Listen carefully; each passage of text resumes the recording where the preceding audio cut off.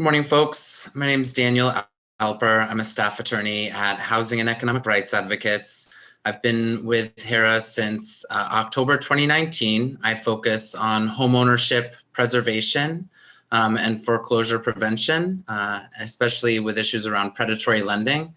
And today, what we're going to be talking about during the next hour or so is choosing and paying for college. So we're looking at the the college experience from the beginning, making the decision about what institution to go to and how you can finance your college education. So let's jump in. And by the way, we'll be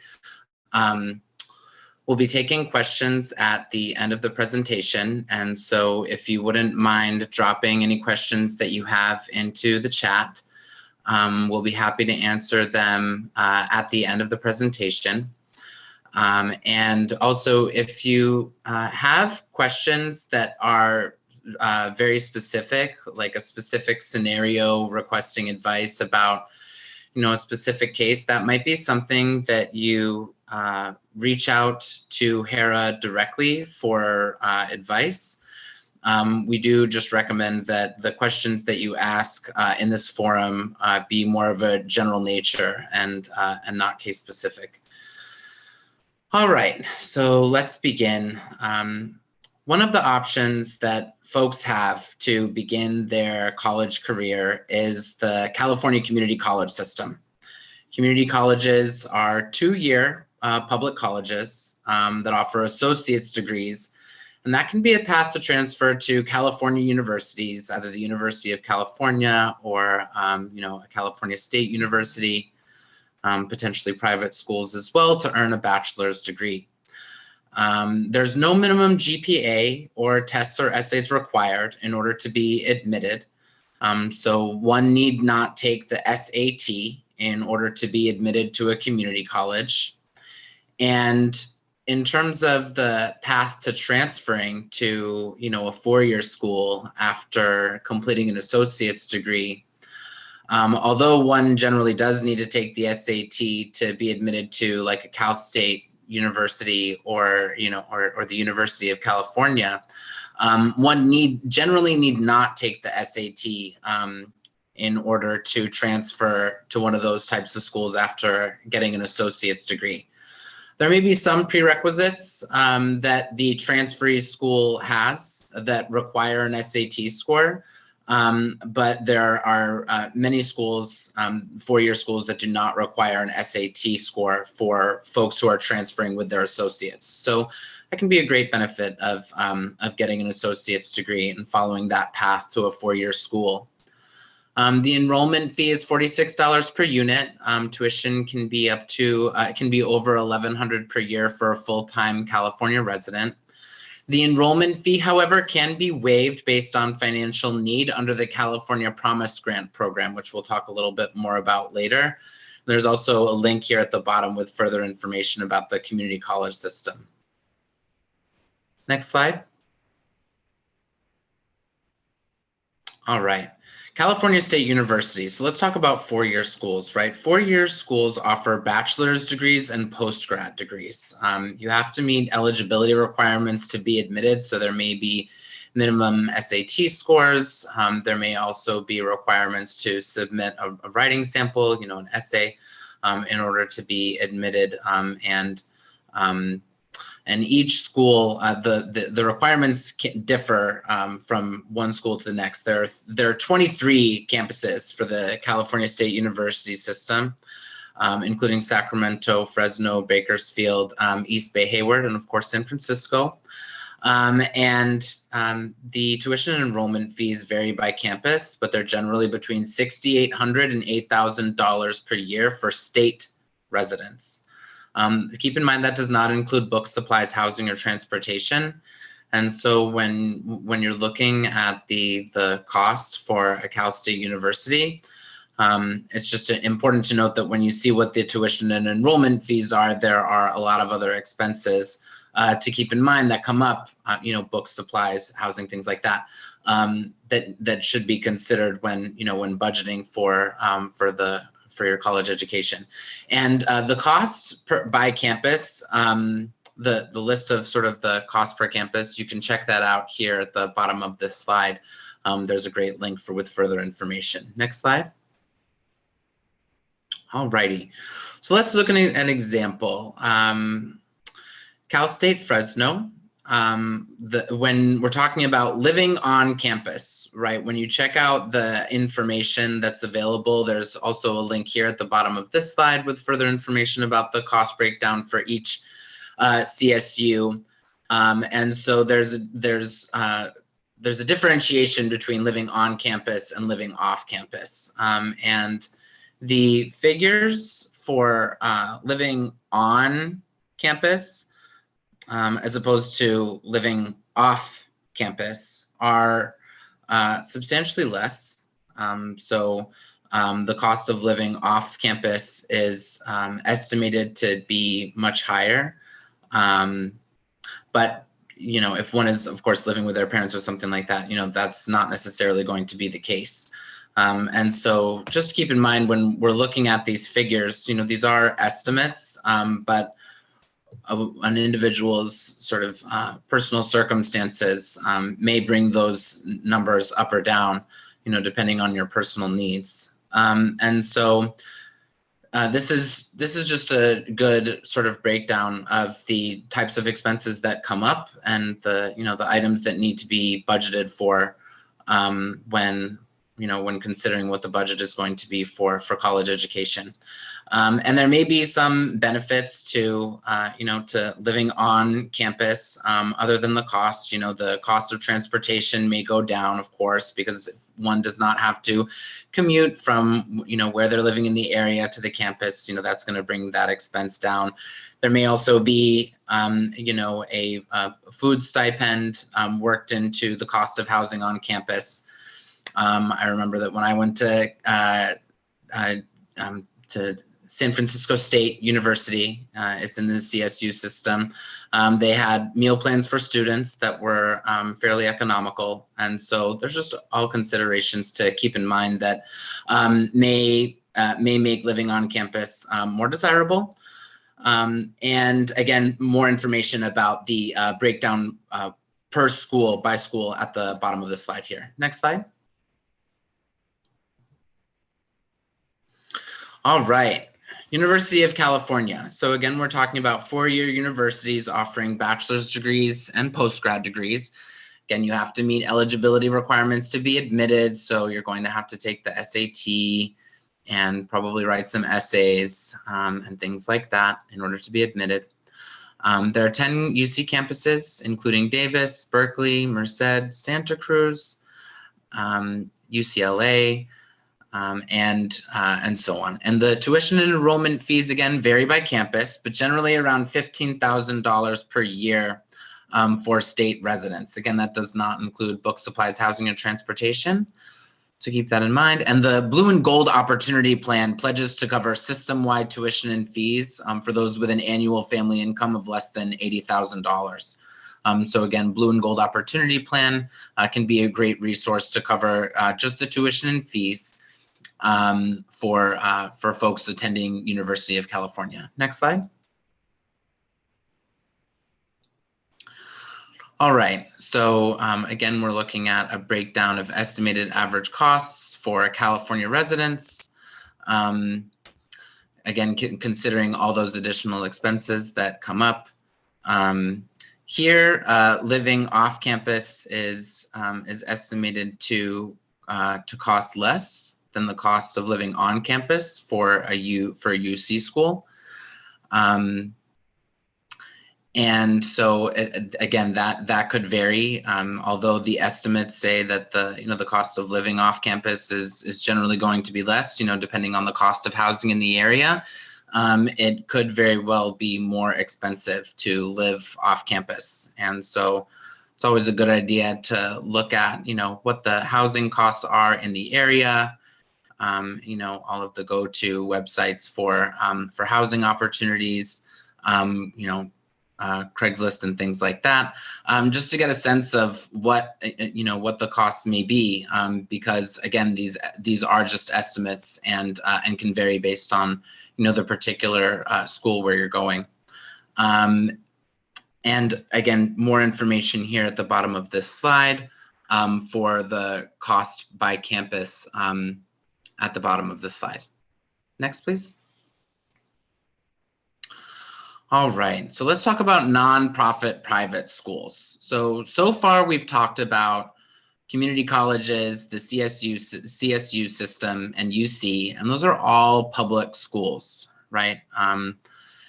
The schools that we're talking about now are private schools, so they're they're privately operated schools, not operated by the state, and there is an educational mission, right? Since they're nonprofit. Generally, the funding is more so put into curriculum, instruction, and other college operations. So the goal generally of these nonprofit private schools is to further their educational mission, not to make a profit. Of course, they're nonprofits. Some examples: USF, University of Santa Clara, Stanford, really focused on improving the student's experience and increasing success rather than generating revenue. Check out the Western Association of Schools and Colleges, Senior College and University Commission, which evaluates and assures quality of educational programs. So you can check to see if the school that you're applying to, nonprofit private schools are accredited by WASC. That's definitely an important step to take to make sure that they're accredited.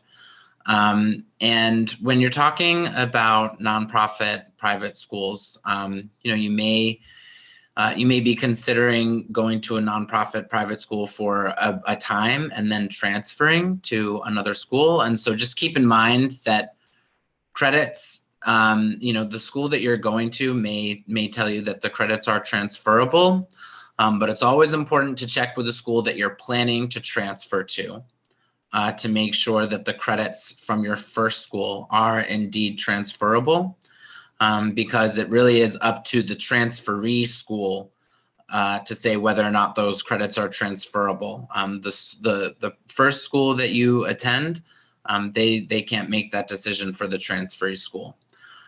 For nonprofit private schools, tuition and other fees vary greatly. But can be between $30,000 to $60,000 per year. Again, that does not include books, supplies, housing, or transportation. So yes, the cost can be significantly greater for nonprofit private school, but depending on what your goals are and the type of program that you're looking to pursue, a nonprofit private school may be exactly what you need, and so definitely worth considering. Next slide. All right, let's talk about for-profit private schools.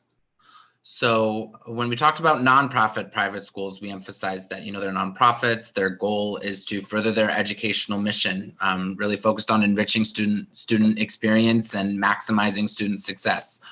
By contrast, for-profit private schools are set up to make a profit, right? They are for-profit businesses. They're independent businesses, and their main focus is to make a profit for their shareholders. And so in this context of for-profit private schools, we do tend to see more kind of aggressive, sometimes even predatory tactics. Just some examples here: University of Phoenix, DeVry University, the Corinthian colleges, really big settlement with the Corinthian colleges and the federal government based on misleading practices. That's worth looking into, especially if you went to a Corinthian school. And so the business model for for-profit private schools is to maximize the federal student grant and loan funding that they receive. And their business model is is sort of centered around a lot of remote learning, and that was true even before the pandemic, but of course post-pandemic as well. And the kinds of aggressive and potentially misleading advertising that we see can relate to the costs and benefits of the programs, So the type of education that one is guaranteed to receive, you may be promised world-class education, and the instructors may not be able to live up to that, just as an example. Graduation rates, we've seen instances where for-profit private schools say, hey, we've got, an 80% graduation rate. But when you look at, their website or college scorecard or something like that, you see that their graduation rates are like 50%. That's a significant, misrepresentation of, the kind of educational experience that, that one can expect to have. Post-graduation salaries, how much folks are going to be earning, and career placement services. So the kind of help that the school offers to help ensure that folks are able to access a career in their field once they graduate. I've definitely seen schools that make all sorts of promises about the connections that they have with employers. They may even post labels of big name brands on their website to make it appear that they're going to connect you with all of these great companies that you could work for. And they may not actually have those connections. They may have made those statements just to get folks to sign up. And so just generally, what I like to impart to folks is that when you're signing up for school, it's basically a contract, right? And it's your choice. And so if there's a recruiter who's really selling hard, making all these lofty promises about what a for-profit private school could have in store for you, it's important to slow things down, take some time, do some research, and make sure that, what you're being told is true, before you make, a big decision to decide to, to go with that particular institution. Folks who graduate from for-profit private schools often have trouble finding employment in their field of study, especially if the university does not have the, or the school does not have the clout that it claims to have, or does not have the connections with employers that it claims to have. Credits may not transfer to other schools. Again, same thing.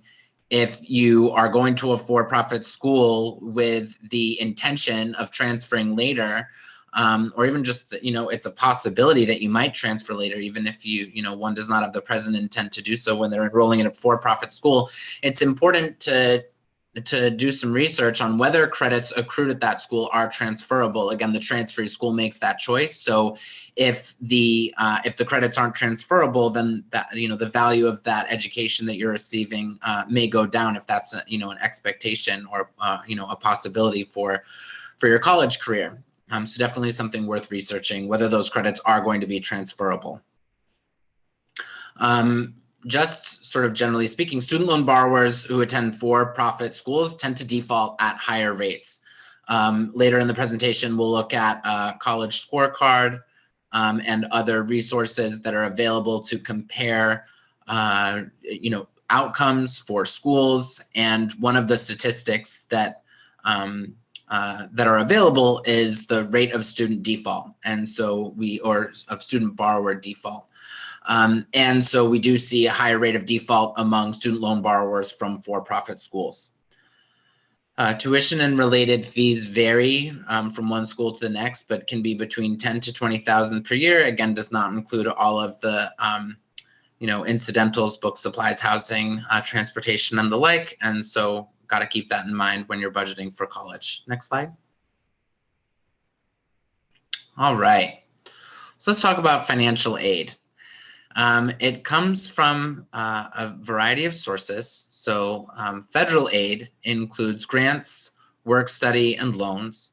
And just keep in mind that federal student loans have many more options and protections for borrowers that are either at risk of or already in default.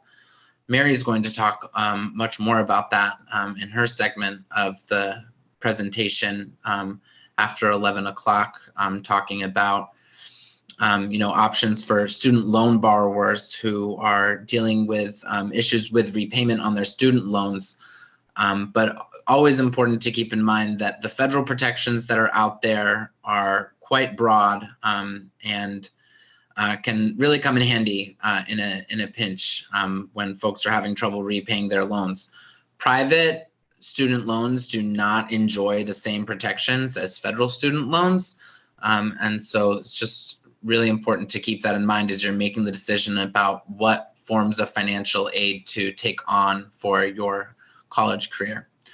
And so just a quick note on work study. Work study is when you essentially sign up for employment. It can be through the school. Sometimes the school that you're attending will have positions open for work study for students to take on, and then the payments that the student receives for doing that work are applied to educational expenses. In some instances, though, the school does not necessarily provide a position. And so if there's not a position at the school, like at the library or the lab or something like that, if the school doesn't have those positions available, then you may need to seek an eligible work study position outside of the school in order to be able to accept that work study financial aid. Unfortunately, federal aid is not available to undocumented folks, but in California, there are programs that are available for undocumented and non-resident students. We'll talk a little bit more about that later on here. State aid, similar to federal aid in terms of what's available, what's out there. There are grants as well as scholarships. But again, not the same sort of federal student, the federal loan options are not the same on the state level. You're not going to get those same kind of federal student loans with all the benefits and protections from the state that you can from the federal government. Institutional aid, so from one school to the next, they may have their own grants and scholarships. They may even have loan programs. That does vary by school, just because, by the nature of it being institutional aid, it's offered by the school. And so you'd need to check with your school's financial aid office to learn more about what those options look like. And of course, there's private aid, private scholarships, and private loans. When you're talking about private student loans, they do not have the same protections, the same consumer protections as federal loans. So really important to keep that in mind. And in terms of scholarships, we recommend folks applying for as many as possible as soon as possible, because there are a lot of scholarship programs out there, and if there may be scholarships that are just tailored to your situation. They may be looking for folks who speak the language that you speak and want to go into the field of study that you want to go into. It might be like the scholarship was made for you. But in order to find those gems out there, you have to start looking early and often. And also keep in mind that there may be, although scholarships and grants generally don't have to be repaid, that's the great thing about grants and scholarships, is that it's essentially free money. But there may be circumstances where one has to repay a grant or a scholarship if they do not complete their educational program. So even though a grant or a scholarship is technically free money, it's important to understand what the terms of the grant or the scholarship are, what your obligations are by accepting the scholarship, just so that you know what you need to do in order to ensure that, that grant or that scholarship does not need to get repaid. Next slide. Okay. All right, I may have already gone into this a little bit, so if I repeat myself, my apologies. I'll make every effort not to repeat myself here. Okay, so grants, right, it's financial aid that doesn't have to be repaid unless, for example, you withdraw from the school and in that case, you owe a refund. So important to, read the fine print. There are generally terms that come along with receiving grants, and so make sure that you read all of the paperwork and understand what your obligations are before you accept the grant funds. Work study, again, it's part-time employment while you're enrolled in school to help you pay for school. The school may offer positions, and it's good to check with the financial aid office to see if that's the case. And if not, if the school does not provide positions for work study, then you may need to look outside of the school in order to find a work study position. Loans, right? It's money that has to be repaid with interest. And federal student loans have far greater protections than private loans. So Mary will talk about that in a little bit. And keep in mind that for private student loans, they really operate just like any other consumer debt. And so, falling behind can have the same negative consequences as falling behind on any other consumer debt. Late fees, interest, and potential negative credit reporting. So just keep that all in mind. When you're looking at your financial aid offer letter, understanding what the potential risks are down the road as you are deciding what sort of financial aid to take on. You can learn a little bit more here, studentaid.gov, understanding aid types, this link down here. You can also check with your school's financial aid office to see if they participate in any sort of work study program. Next slide. All right. So let's talk about grants, right? So the Pell Grant is for students who have exceptional financial need. The amounts depend on family contribution, the cost of attendance, whether you're full or part-time, and whether you're attending the entire school year or only part of it. The current maximum Pell Grant is $6,895. Again, the general eligibility requirement is demonstrating exceptional financial need, based on all of those factors: family contribution, cost of attendance, full-time or part-time, etc. The Federal Supplemental Educational Opportunity Grant, the school determines how much the financial need is there, and students can receive between $100 and $4,000 a year under that program.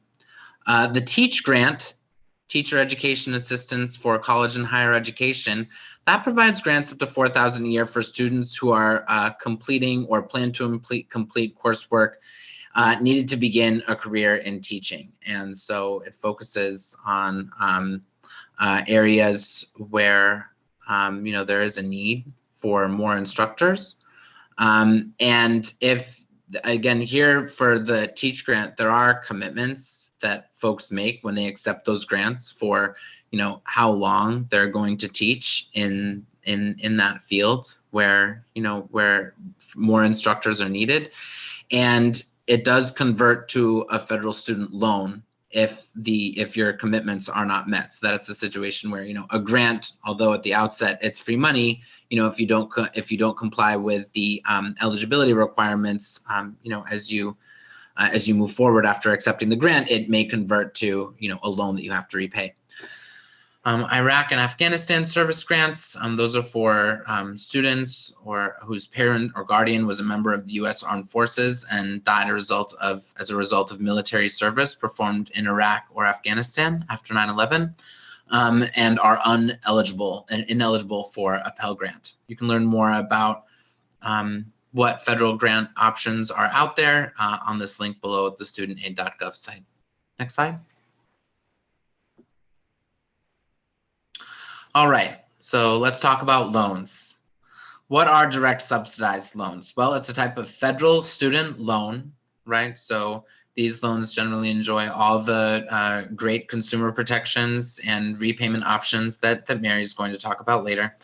What's a direct subsidized loan? It's a loan that's made to eligible undergraduate students who demonstrate financial need, that they need to take out this loan. Subsidized means that the federal government is paying the interest while the student is enrolled and in a period of eligible deferment. So for example, that 6-month period after you graduate or fall below part-time, or fall below full-time rather, your loans are in deferment. There's sort of a grace period there in that 6-month period after you graduate or fall below full-time. And in that time, the federal government is paying for the interest. So normally what happens when interest accrues while the loan is not in repayment, right, while it's in that sort of grace period state, the interest gets recapitalized into the principal balance of the loan, which makes the loan balance go up. And then of course you're paying more interest. And so the great thing about a subsidized loan is that the government, the federal government essentially subsidizes the loan to the extent of the interest that's owed in periods of deferment, while in school, or that 6-month period after, for example. And so that overall decreases the obligation that's owed on the loan. And then we've got direct unsubsidized loans. Similar, loans made to eligible undergraduate, also graduate and professional students. But eligibility is not based on financial need. And so those loans are not subsidized. And so unsubsidized essentially means that the federal government is not paying that interest while the student is in school or in eligible deferment. So there's ultimately going to be more interest to pay at the end of the day. Direct plus loans are loans that are made to graduate or professional students, right? They're made directly to the student, or they can also be made to parents of dependent undergraduate students, right? Parent plus loans to help pay for educational expenses not covered by other aid. Keep in mind that when someone takes out a parent plus loan, the parent is the primary borrower. So it's not a cosigner situation when you're dealing with a parent plus loan. It's not that the student has to pay, and then if not, the parent would, step in as a surety, something like that. Instead, in a parent plus loan, the parent is the borrower, they're directly liable. The parent has the obligation to repay the loan. Direct consolidation loans. This allows you to combine all of your eligible federal student loans into a single loan with a single servicer. Keep in mind, consolidation can have consequences for repayment. Some loans that are eligible for certain repayment options may not enjoy the same repayment options after consolidation. So important to, speak to, a legal service provider like HERA or, another one of the great legal aid nonprofits out there to talk about what the impact of consolidating your federal student loans might be on your repayment options. This can also potentially affect your interest rate as well. And so another important point to keep in mind, if the consolidation is going to negatively impact your interest rate. And consolidation is different from refinance. And refinance generally means, taking out a private loan that takes, that removes all of the protections that are available to federal student loans. So just keep that in mind. There is a significant difference between consolidation, taking out a direct consolidation loan, which is a federal student loan, and refinancing with a private loan, which, takes away all of those federal protections. You can learn a little bit more about the different types of federal student loans here at this link at the bottom. Next slide. All right, federal student loans. I think, did we jump over how much can you borrow? Can we go back? Yes, great, thank you.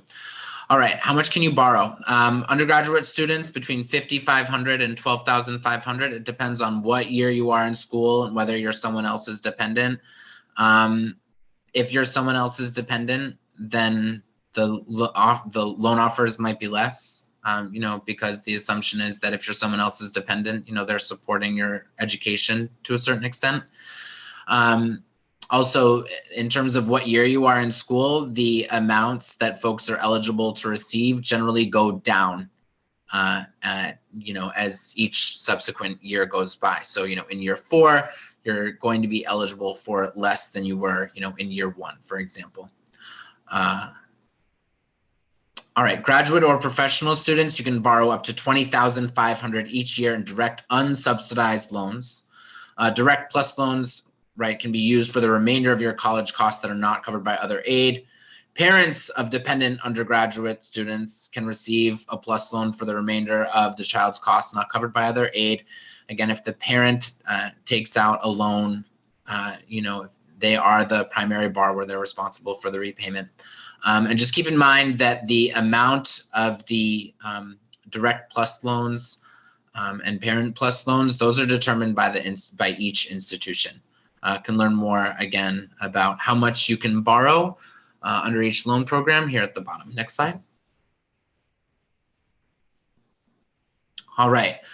Advantages of federal student loans. Fixed interest rate, right? It may or may not be lower than the going rate on the private market, but fixed interest rate, right, as opposed to variable interest rate, right? If you have a loan with a variable interest rate, or it has a step-up interest rate schedule where the interest increases in specific contractually designated amounts every so often, that is going to make the monthly payment go up as time goes by, right? But the great thing about federal student loans, the interest rate is fixed, so you don't have to worry about interest rate hikes down the road. No credit check or a cosigner is necessary except for those direct plus loans. They may require a credit check. No repayment until you leave college or drop below half time. And so that's key because private student loans, as soon as you take them out, you might have to start repaying them while you're in school, which may seem kind of counterintuitive, right? You just started school, you're in school full time, you're thinking, I don't have a job, I don't have the ability to repay my loan. And so that's the great thing about federal student loans, is that you do not have to repay until after you leave or drop below half time. And so, more room for success there in terms of, putting the concerns about repaying your loans to the side and, focusing on your education when you're taking out a federal student loan, since you don't have to repay while you're in school. The government covers the interest during certain periods for subsidized loans. As I mentioned, subsidized loans, that means that the government subsidizes, right, pays the interest while you're in school or in a period of eligible deferment. And so there's less interest to pay at the end of the day if you got a subsidized loan. Lots of flexible income-driven repayment plans. If you're having trouble affording monthly payments, there are a lot of options available for student loan borrowers to, pay what they can, based on their income and things like that, like a percentage of your disposable monthly income. The same is not true of private student loans. They're not going to have that same level of flexibility. Loan forgiveness. Borrowers who either work for the government or 501c3 nonprofits may be eligible for Public Service Loan Forgiveness, PSLF program. The remainder of your loans is forgiven after you make 120 qualifying payments. And so, again, working for a government or a nonprofit can be a great way to eventually have your student loans forgiven. As long as you meet the other eligibility requirements for the program. That is not the same for private student loans. Private student loans do not have a public service loan forgiveness program. And so, you wouldn't be eligible for loan forgiveness even if you did work for a nonprofit or, the government. So great advantage of federal student loans, that public service loan forgiveness program. Also, discharges are available under certain circumstances, like if one suffers from a permanent disability, they're no longer able to work, or if there's some sort of, fraud that's committed by the school lied about, its graduation rates, the job placement rates, things like that. There may be discharges, statutory discharges available under federal law for those federal student loans under those circumstances. Again, not the same for private student loans. Next slide. All right, let's talk about California state financial aid. So Cal Grants available for students with financial need who maintain satisfactory academic progress at either UC or CSU or community college. Chafee Grant for foster youth for students who are in foster care between 16 and 18 or as a dependent or ward of the court with financial need could receive up to $5,000 per year for career and technical training. Middle class scholarships provides undergraduate students, including students pursuing teaching credentials with family incomes and assets up to $217,000 can obtain a scholarship to attend UC or CSU. National Guard education assistance, incentives for active members of the National Guard, the State Military Reserve, or the Naval Militia. Law enforcement personnel dependent grants, need-based grants for dependents and spouses of peace officers and permanent or full-time firefighters who are either killed or became 100% disabled while on duty. More information about California State Financial Aid here at the California Student Aid Commission website, link at the bottom. Next slide. All right, the Promise Grant. The Promise Grant waives the enrollment fee for any California community college throughout the state. It's based on financial need. It only covers the enrollment fee, not incidentals, right? Book supplies, housing, etc. You have to maintain a GPA of 2.0 or higher and cumulatively complete more than 50% of all of your attempted coursework.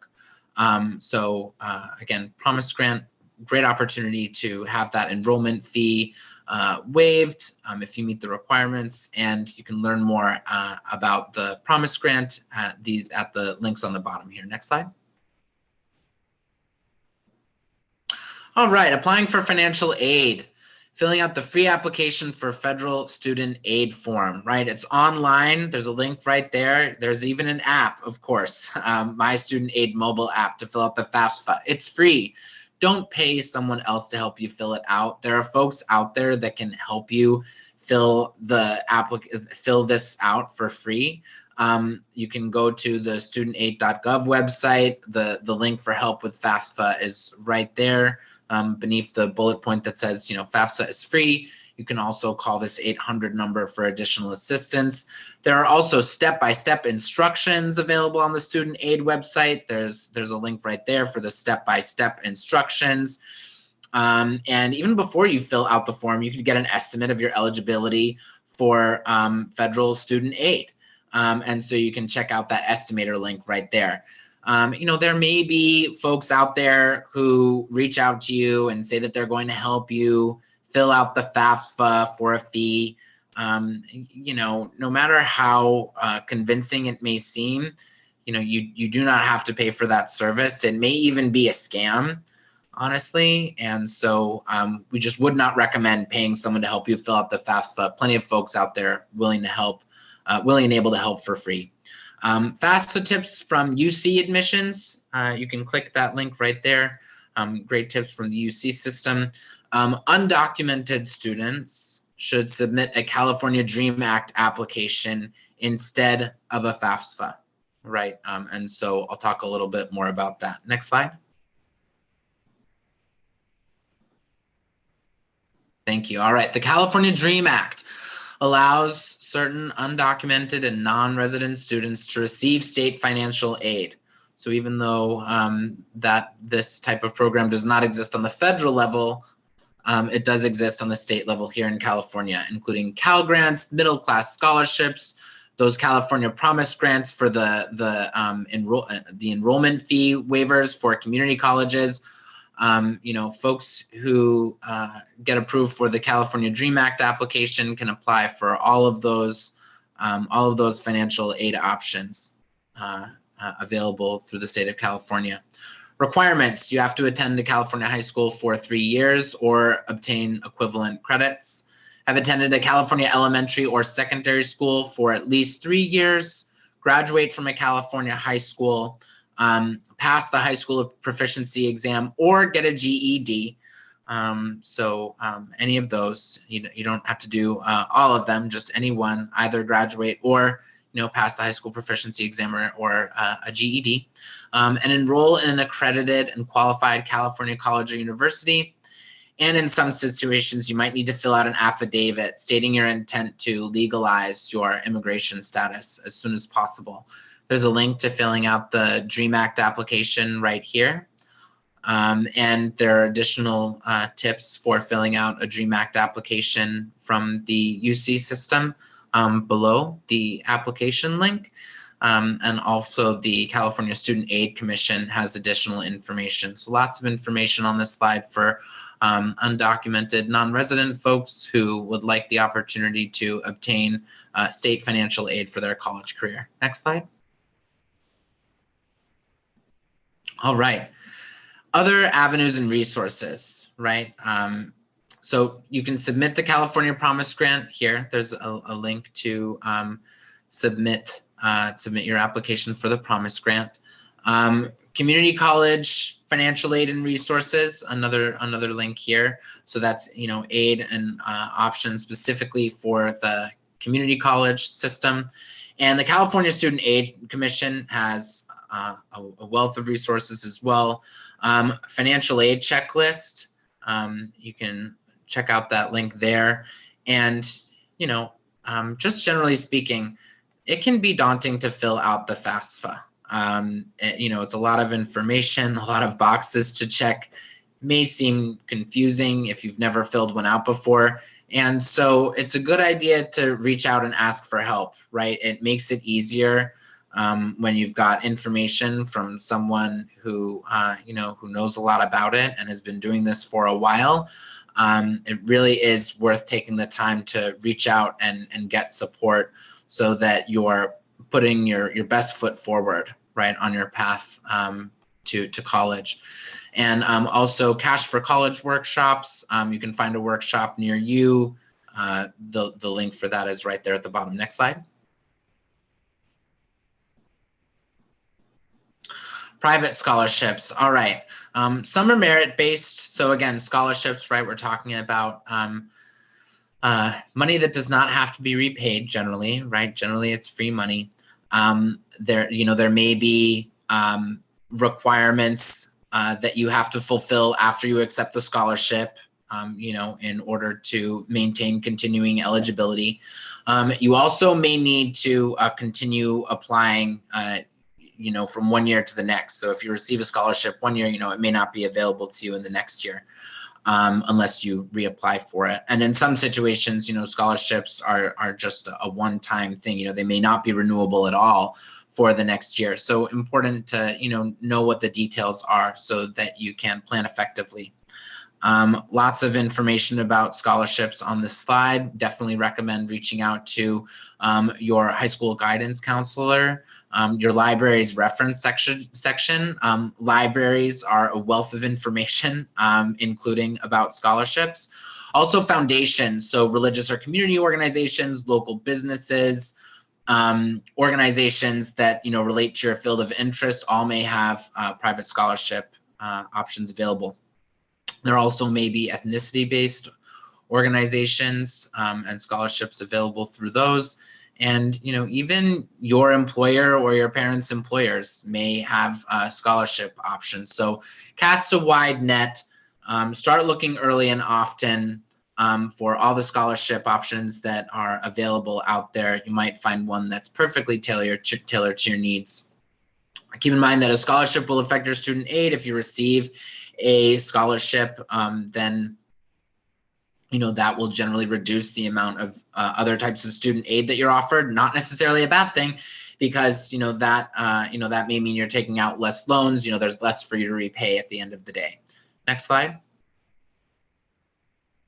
All right, private student loans. Again, they come from private lenders. For example, Discover, Citizens Bank, SoFi, Earnest, Sallie Mae. Eligibility depends on your credit score. It's like, a regular consumer loan. And so they're going to do a credit check to determine your eligibility. And interest rates depend on the market. Some may have variable rates. They may step up over the loan term. always a good idea to read the fine print of the, the promissory note, right? The loan contract, to understand, what the details are. The federal protections, the loan forgiveness, income-based repayment programs, not available for private loans. So big distinction there. And it's a good idea generally to pursue all options for federal student aid before considering a private loan. Sort of bottom line takeaway from this slide. If you can do it all with federal student loans, that's likely going to put you, in a better position with more flexibility for repayment down the line. Next slide. All right, reading a financial aid award letter. All right, so let's just look at this example from UC Merced, right? So in this particular example, gift aid is separated from, aid grants are separated from loans, right? That's not always the case. In some situations, the grants may be mixed with the loans.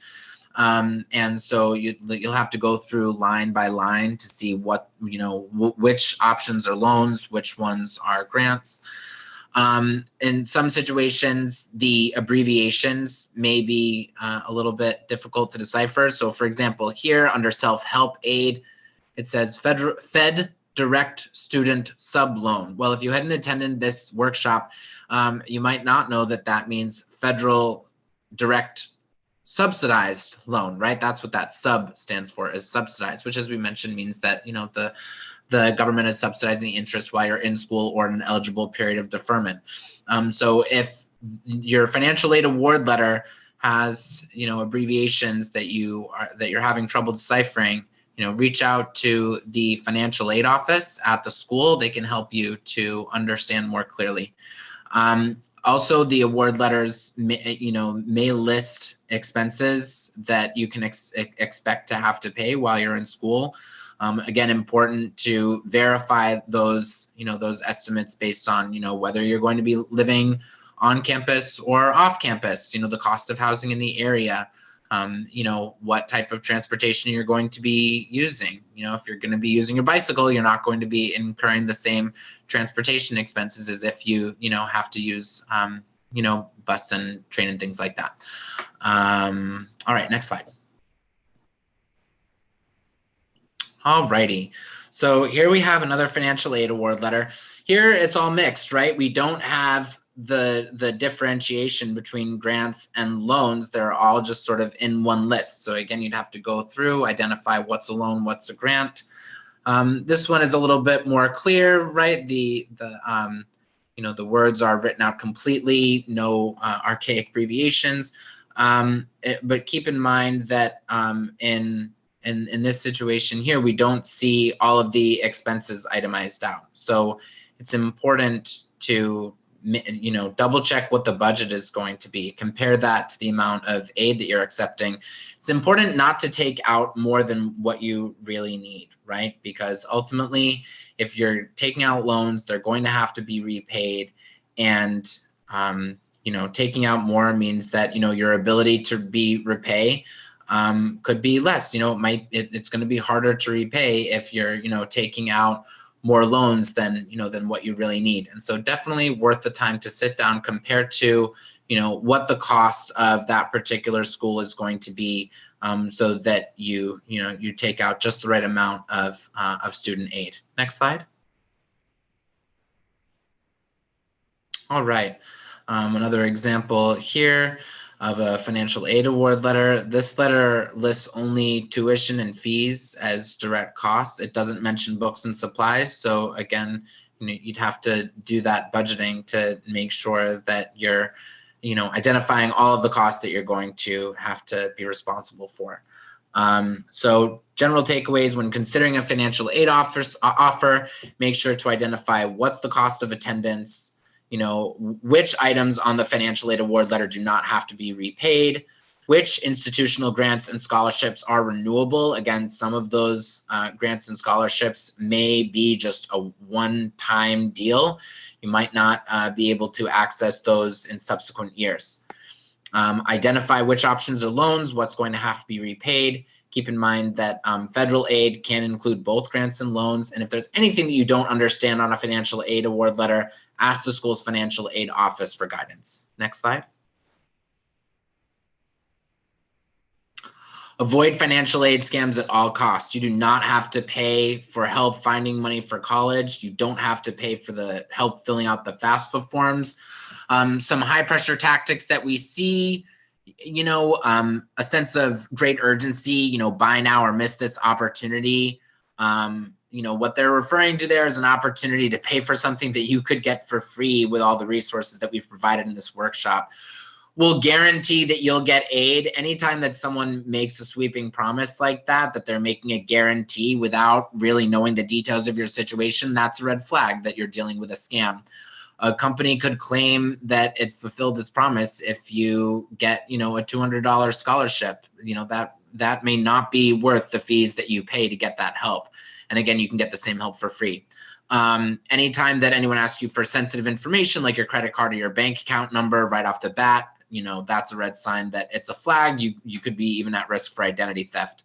Anytime that you're confronted with a financial aid scam, fraud type scheme, report it to the FTC, the Consumer Financial Protection Bureau, and the Department of Financial Protection and Innovation. Links to all of those agencies there at the bottom of this slide. Next, please. All right. Researching a school is critical, especially to avoid potential scams, right? Like potential fraud on the part of the school, which we do see, we tend to see more in the, for-profit private school area.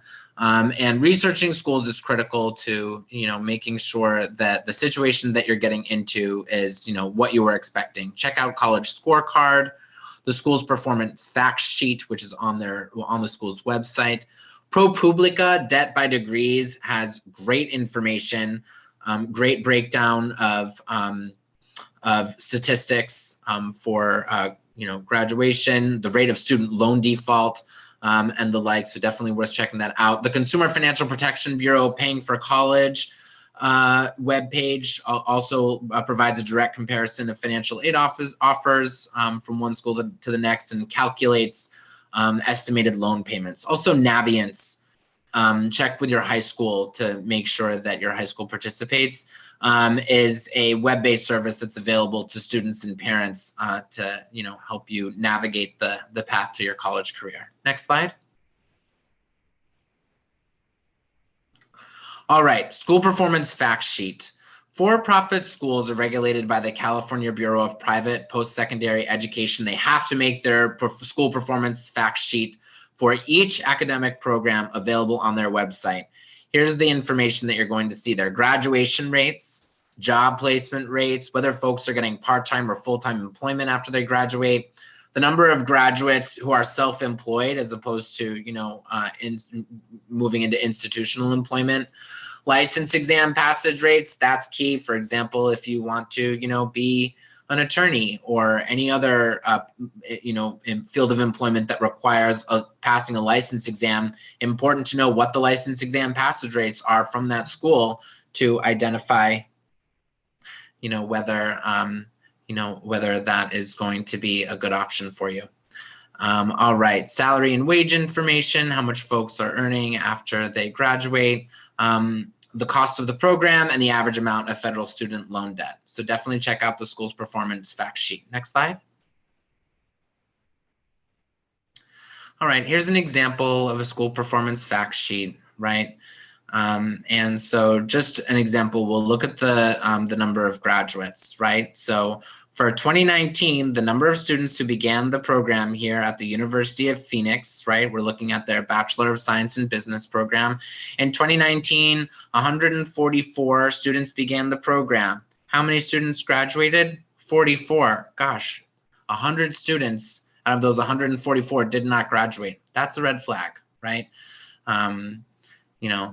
Almost 2/3 of the students, about 2/3 of the students not graduating, and that's definitely a red flag that there may be some issues there with their graduation rate. So again, really important to check out the school performance fact sheet for private schools, for-profit private schools. Next slide. All right, outcomes after graduation. right? And so again, we're just sort of comparing. The next slide will have a comparison. But so here we've got non-payment rate for student loans. And I believe this information here is from ProPublica. And so the non-payment rate for student loans at University of Phoenix, 75%. Well, that's really high, right? 75% of students are not able to repay their student loans after graduating from University of Phoenix, right? That's significant. Again, that could be a red flag. If we move to the next slide, we'll be able to compare with UC Berkeley. Right here, non-payment is 24%, right? So the rate of non-payment for someone who graduated from UC Berkeley is about 1/3 of the non-payment rate for someone who graduated from University of Phoenix, as we saw on the last slide. So again, really important to check out these resources that help you compare the outcomes, from one school to the other, so that you can really make an informed decision about what institution you're going to move forward with, in this really important step in your life. And again, here, we're looking at UC Berkeley, the default rate. At what rate do students fall into default? Mary will talk more about default later. It essentially means, falling so far behind on your loans that your loans are declared in default, right? Which can have significant consequences, only happening 3% of the time, approximately, for UC Berkeley graduates. Based on this information that, that we see on ProPublica. Definitely worth checking out these great resources to make an educated choice. Next slide. Navients. All right. Check with your high school to see if they participate.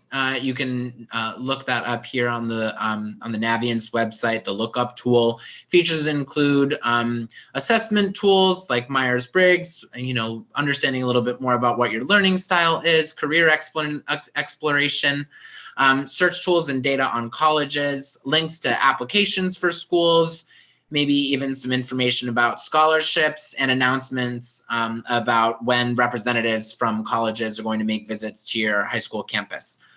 School guidance counselors as well, high school guidance counselors, great source of information and assistance for, connecting you with the colleges that, you're interested in applying to.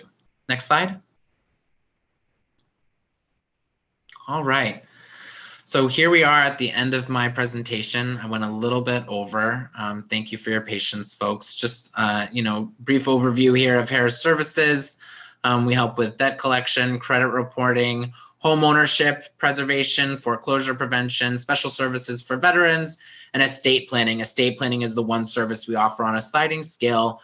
It is a fee-based service, based on income. So there is a sliding scale there to help folks set up their estate plan, making sure that your worldly possessions, your home, your assets go to those who you want to receive them when you move on. You can learn more about our services at HERA.org.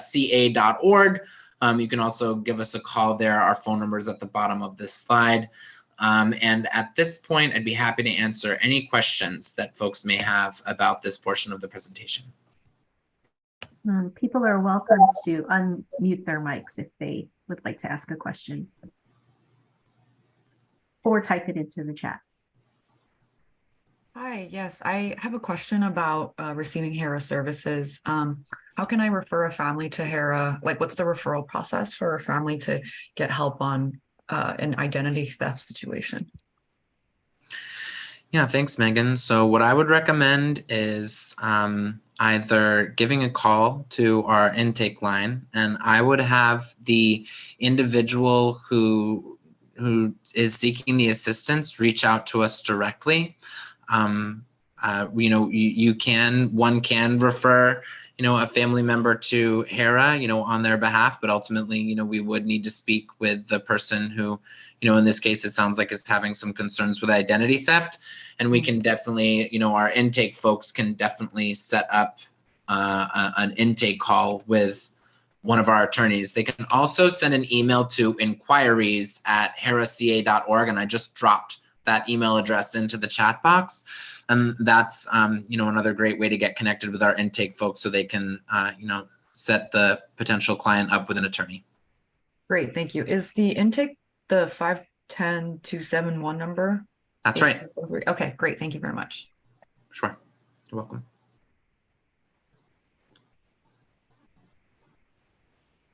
Okay, anyone else with a question for Daniel?